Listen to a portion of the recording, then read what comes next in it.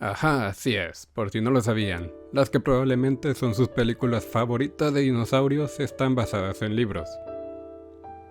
Últimamente siento como que es probable que hablar de estos libros en estos tiempos es como desempolvar un artefacto antiguo, a pesar de que las novelas de Parque Jurásico no son tan antiguas como otros libros que anteriormente he reseñado.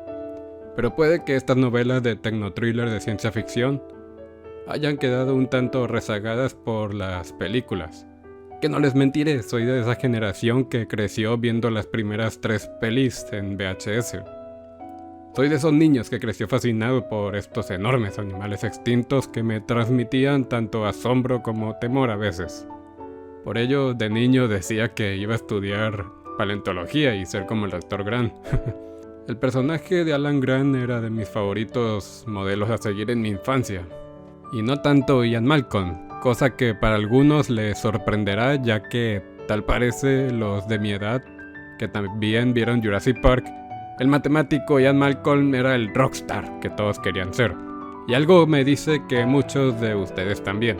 Pero creo que era el conocimiento que el Dr. Grant tenía sobre paleontología lo que me encantaba. Saber más sobre el comportamiento de los dinosaurios que él tenía que aprovechar cuando todo el sistema de seguridad del parque se fue al carajo. Y creo que es por ese aprecio que le tengo al personaje que digo siempre que solo son él y la escena de los pterodáctilos en la tercera película, lo único rescatable de esa tercera pésima parte que enterró por años a la franquicia cinematográfica. Ya como van las cosas con estas nuevas entregas, creo que era mejor haberla dejado en la 3 y ya. Actualmente estos animales extintos me siguen gustando. No por nada en la repisa de mi cuarto aún tengo de decoración algunos de mis juguetes de dinosaurios. Jurassic Park ha marcado un antes y un después en el cine, de ello no hay duda. Puedo arriesgarme a decir que fue muy innovadora la idea de básicamente hacer un zoológico pero de dinosaurios. Pero mejor volvamos a lo que nos viene a reunir en este video. Por tal razón, damas y caballeros, sean todos bienvenidos al análisis reseña de la duología de Jurassic Park.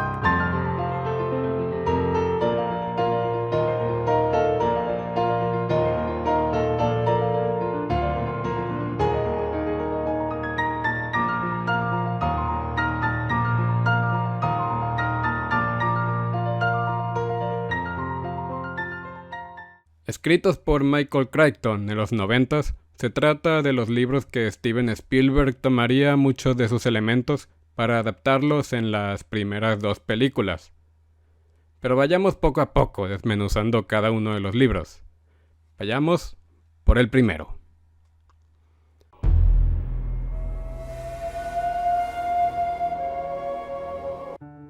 El Parque Jurásico fue publicado el 20 de noviembre de 1990. El ejemplar que tengo es el de la editorial argentina MC, con 442 páginas en total. El espaciado entre líneas se me parece muy corto, acompañado de una letra tamaño chica para mi gusto. Hablar de qué trata sería básicamente decir la sinopsis de la primera película, y por lo tanto perdería mi tiempo en algo que ya casi todos saben. Y si eres alguien que no ha visto la primera película, incluso, ¿qué rayos te pasa? Si tienes XView o Netflix, si es que todavía está, búscala y mírala. Es un clásico del cine de ciencia ficción. Muchos de sus efectos especiales han podido soportar el paso del tiempo, inclusive. Cada vez que veo la icónica escena de la primera aparición del T-Rex, admito que me emociono. No importa cuántas veces la haya visto. A muchos sé que les dio miedo en su momento, pero a mí siempre me ha fascinado y ver en pantalla a ese majestuoso animal tratando de comerse a los niños mientras yo como palomitas. Cada vez que el tiranosaurio Rex aparece en todas las películas de Jurassic Park, personalmente mi interés por la peli de repente sube, no importa qué tan culero sea el guión. Para los que no saben de qué va, tanto el libro como la película, bueno, en pocas palabras. Un multimillonario llamado John Hammond busca abrir un parque que es más un zoológico pero de dinosaurios. Esta super idea de ciencia ficción le pudo ser llevada a cabo porque él es el creador y dueño de la empresa ficticia multinacional llamada InGen, la cual se encarga de la investigación completa en biotecnología y bioingeniería.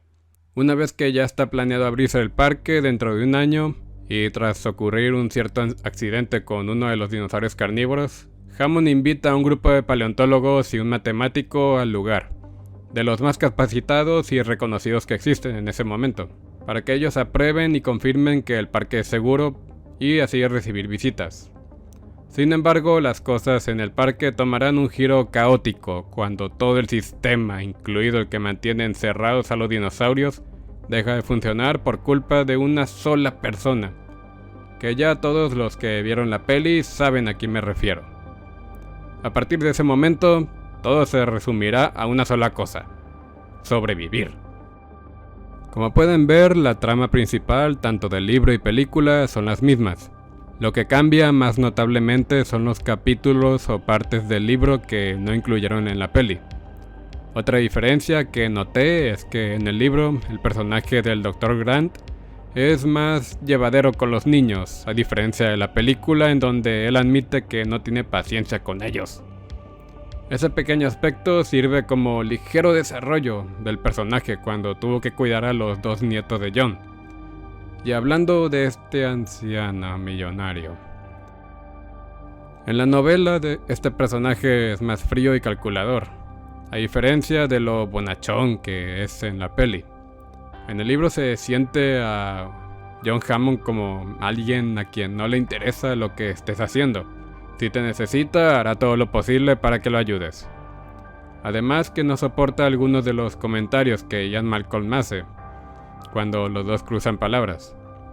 Un detalle que para mí es casi un agujero de guión es que ni en el libro ni en la peli nos explican cómo carajos pudieron clonar plantas del periodo Jurásico. What the fuck. Recuerden que una de esas plantas fue la que hizo enfermar a un Triceratops en la primera película.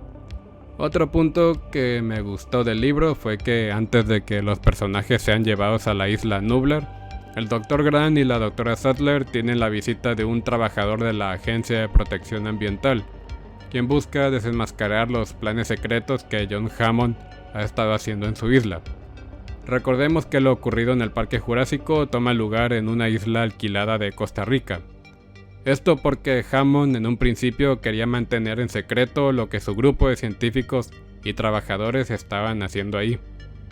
La competencia en ese momento por la carrera biotecnológica era muy competitiva.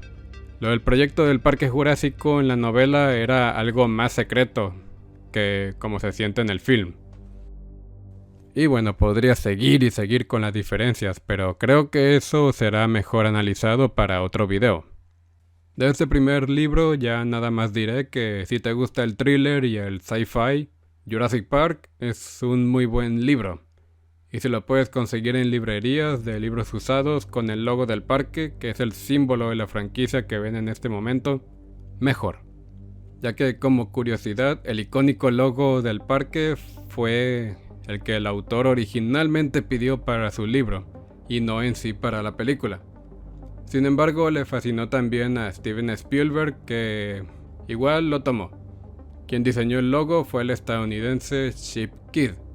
Cuando Chip recibió el encargo de realizar este diseño, leyó la novela en cuestión y decidió asistir al Museo de Ciencias Naturales de Nueva York, a observar de cerca los restos de estas criaturas, ya extintas. Compró en la tienda de regalos un libro sobre dinosaurios y allí encontró una ilustración de un Tyrannosaurus Rex que le pareció especialmente interesante. Chip fotocopió la imagen y dibujó la silueta en negro de este esqueleto.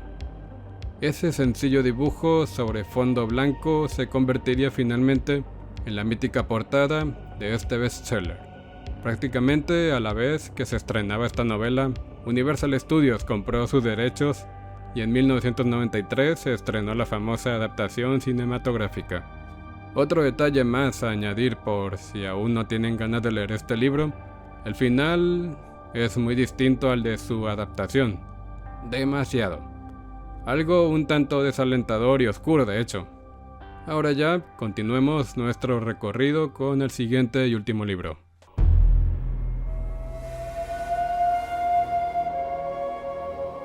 El Mundo Perdido fue publicado originalmente el 8 de septiembre de 1995 y, caray, justamente 3 meses antes de que yo naciera. El ejemplar que tengo es tal y como el primero de la editorial MG, solo que en este caso sí está para presumir que es la primera edición que salió. Y más se comprueba esto al leer en la segunda solapa que apenas será llevada a la gran pantalla, cosa que ya ocurrió en 1997. Con 456 páginas en total, solo por tener 14 páginas más que la anterior, ustedes podrían creer que será por ende más extensa.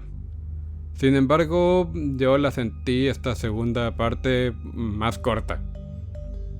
Mi hipótesis de ello se la atribuyo a que pareciera que Crichton leyó las críticas y reseñas de su primer libro cuando recién salió, y ahí las analizó para ver qué hizo bien y en qué debía mejorar para esta secuela.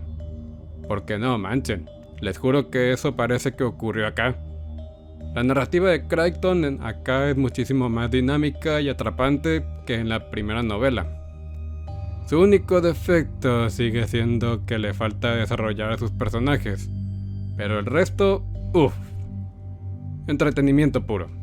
Desde su título se puede notar a leguas que una de las mayores inspiraciones de Crichton para esta segunda parte fue justamente El Mundo Perdido de Sir Arthur Conan Doyle, el creador de las novelas de Sherlock Holmes.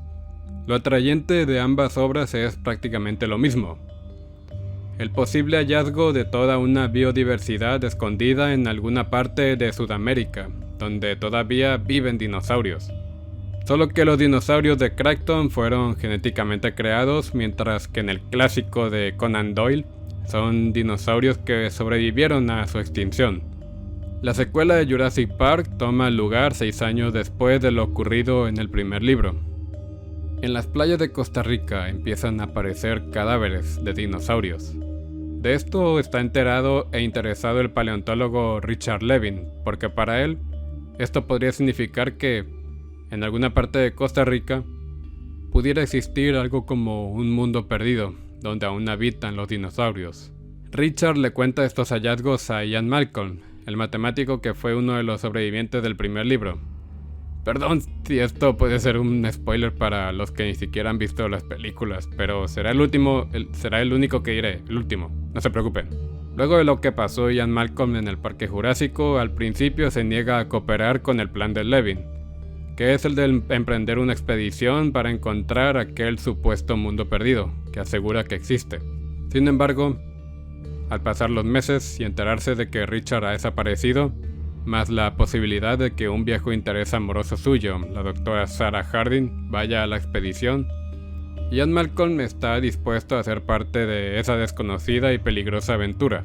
En esta novela, nuestros personajes que irán a la expedición serán Ian Malcolm, Richard Levin, Sarah Harding, el matemático Jack Thorne, el mecánico Eddie Carr y, maldición, 2 malditos niños.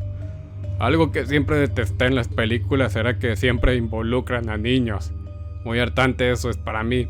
Siento además que de secuela en secuela estos son cada vez más inútiles que los anteriores. Sin embargo, tengo que admitir que de todos los niños aparecidos en las películas o en los libros, los que salen aquí, creo yo, son los mejores de todos.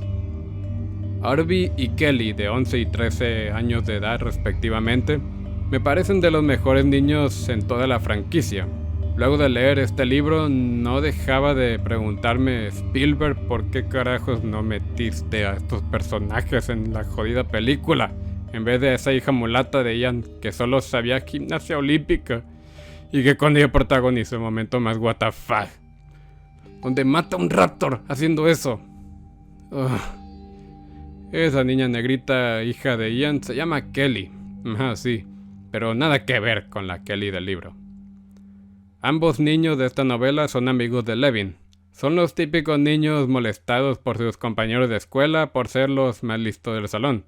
A Harvey parece darle igual eso, pero en el caso de Kelly, esto la pone en conflicto, y más porque ella tampoco cuenta con el apoyo moral de su mamá. Sin embargo, es es aquí donde empieza algo interesante en la novela. En la parte que considero la única donde se da un leve desarrollo de personaje en esta segunda parte, en donde la doctora Harding le ayuda a aceptarse tal cual es. Una chica lista, buena para las matemáticas, que puede lograr grandes cosas. Uno de los pocos momentos en toda la franquicia donde ocurre un pequeño, sencillo, pero efectivo desarrollo de personaje que más adelante le serviría a Kelly para salvar a 3 de los personajes. En esta novela, a pesar de que 5 de los 7 personajes principales sean hombres, las 2 chicas de la expedición también tienen sus momentos increíbles y de valentía. Sobre todo la doctora Harding, que se siente como una mujer tenaz y más aventada al peligro que los demás. Sobre todo en las últimas 100 páginas del libro, ella demuestra que tiene los ovarios más grandes que las bolas de sus compañeros varones, porque no solo se las tiene que ingeniar para esconderse de los depredadores, sino de algunos herbívoros agresivos, como los paquicefalosaurios. ¿Lo recuerdan? ¿Recuerdan a esos cabrones con cráneo de acero? Claro que por medio de un comunicador recibe un poco de ayuda porque la guían hacia donde debe ir y cómo debe conectar o encender alguna cosa. Pero a veces Sarah debe pensar rápido por ella misma. Siento que este personaje femenino está algo infravalorado. Si hay alguna mujer que ame las películas de Jurassic Park, puede que disfrute de inicio a fin esta aventura. Y más por tener a un personaje como Sarah Harding, cuya interpretación por Julianne Moore en la película pues deja mucho que desear la de esta novela, aunque creo que eso es más echarle la culpa a los guionistas. Y ya que hablamos de la película, el filme tomó solo unos cuantos elementos de este libro. No es una adaptación fiel como tal. La película toma un camino distinto al de la novela. De eso puede que ya lo hayan notado los que la vieron. Mientras que en la peli es evitar que los dinosaurios sean sacados de la isla Sorna, el libro es solo una historia cuyas primeras 200 páginas aproximadamente son sobre encontrar a Richard Levin para comprobar que sigue vivo. Y el resto de la novela es más de explorar un poco la isla para desentrañar los misterios dejados por la empresa InGen y sobrevivir en la isla toda una noche para al día siguiente ser recogidos por un helicóptero que pasará por ellos. Tendrán que sobrevivir a los dinosaurios carnívoros de la isla, como los temibles Velociraptor, o 2 tiranosaurios rex que andan por ahí cuidando a sus crías. En sí no es un mal libro, entretiene, aunque sigue teniendo diálogos de discusiones científicas entre personajes, la naturaleza de la ciencia moderna, sobre por qué Darwin se equivocó, etcétera, etcétera. Para las personas amantes de estos temas de ciencia puede que les parezca más atrapante la novela, cuando hace una pausa en esto. Pero para los que solo buscan una simple aventura, este punto seguirá sintiéndose de sobra para algunos. Al menos ya no son tantos los diálogos de discusiones científicas o los diálogos de exposición como así los había por montones en el primer libro. Es más por este punto que siento que este libro es más digerible que el anterior. Y si preguntan si hay algún antagonista como en el film, lo es Peter Ludlow. En el caso de la novela, este personaje no existe. El que podría decirse que toma el papel de antagonista es Lewis Dodgson, el mismo genetista de Biosyn que, en cierta perspectiva, fue el culpable del desastre que ocurrió en el Parque Jurásico de la isla Nublar, al convencer a Dennis Nedry de que robara embriones de dinosaurios. En esta ocasión, al escuchar sobre la existencia de ese mundo perdido, Lewis está dispuesto a llegar a ese lugar para robar huevos de dinosaurios.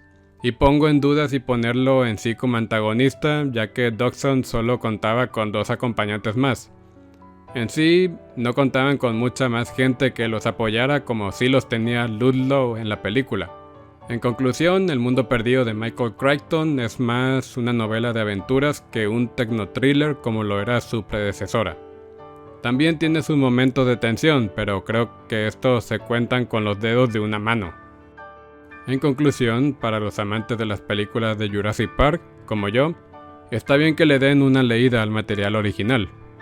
Mientras que la segunda parte tiene un tono más aventurero, el primer libro suele detenerse a criticar la distopía científica, el cómo la hipocresía y la arrogancia científica es tan grande a veces que los responsables no son más que meras víctimas de sí mismos. y como algo tan increíble como el poder crear vida, el tratar de ser Dios en malas manos, es algo que se vuelve un mero producto, una mercancía con una etiqueta de precio en ella, sin reflexionar antes en ese logro científico que debe de tomarse con total responsabilidad y cuidado. Y digo todo esto porque, por ejemplo, en una parte de la primera novela, John Hammond dice que si su parque tiene éxito, más adelante piensa que sus científicos intenten crear o alterar algunos dinosaurios para hacerlos más pequeños, de tamaño mascota, como un gato o un perro. En la película, todo ese debate científico sobre los riesgos de la clonación y el poder de la biotecnología también está, pero concentrado en una sola escena de unos 4 minutos en donde cada uno de los doctores da su punto de vista. Y es una escena muy buena por su simple mensaje reflexivo que siento que está ahí a nuestra disposición cuando la ciencia llegue a crear algo innovador o revolucionario, pero peligroso. La falta de humildad hacia la naturaleza que se demuestra aquí me asombra. Gracias, doctor Malcolm, pero las cosas son distintas de lo que usted y yo No teníamos. sé, son peores. No, espere, aún no hemos visto el parque todavía. Donald, déjelo hablar. Quiero oír todos los puntos de vista, de verdad quiero oírlos. Es que no ve el peligro inherente en lo que ha creado. El poder genético es la mayor fuerza del planeta y lo esgrime como un niño que encontró el revólver de su padre. No veo apropiado que generalice. Permítame. Yo les diré el problema con el poder científico que están utilizando aquí. No les costó ninguna disciplina adquirirlo. Leyeron lo que hicieron otros y dieron el paso siguiente. No adquirieron ese conocimiento solos y no asumen responsabilidad por ello. Se pararon sobre los hombros de genios para conseguir algo lo antes posible. Y sin saber lo que tenían, lo patentaron, lo empacaron, lo metieron en una caja de almuerzos y ahora lo venden y bueno, es el colmo. Pero bueno, gente, si les fascinan los dinosaurios y que estos fabriquen momentos de gran tensión, el primer libro puede que muchas de sus partes los haga estremecer. La primera película es tan solo ciencia ficción sobre genética a comparación del libro, que ese sí contiene más momentos terroríficos. Es una verdadera lástima que Michael Crichton, el escritor de ambas obras, falleciera en el 2008. Con su muerte se nos va la oportunidad de tener un tercer libro. Y bueno, ya sin más que decir, porque este video también ya se alargó algo, soy el Brujo Literario. Me estarán escuchando en un próximo video.